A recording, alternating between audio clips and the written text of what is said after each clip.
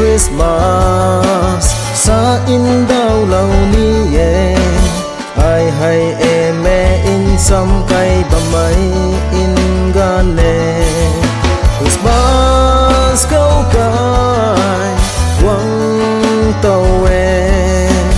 apoy apu apaw anay asam panway tao hawe along khâu nấy là mày và điệt sang nghe này là mày Christmas sang rìa ai hay lo kêu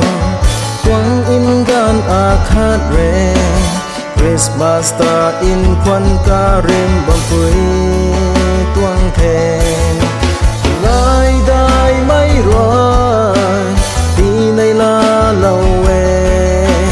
ai luôn mấy năm đã quay quăng băng in thôi ngâm thề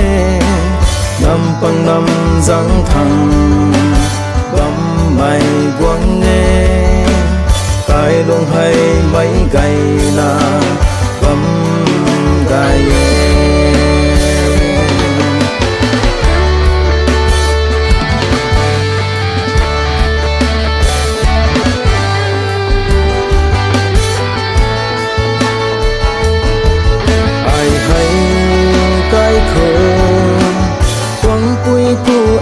khát re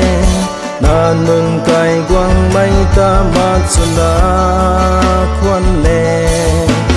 ngai kang rai nay la na sam dan ni paisa sen dui kai sam na bi me lung ta sao na ma pung pha na ngai sam dan thế Christmas quang mong cái cuốn khung ngà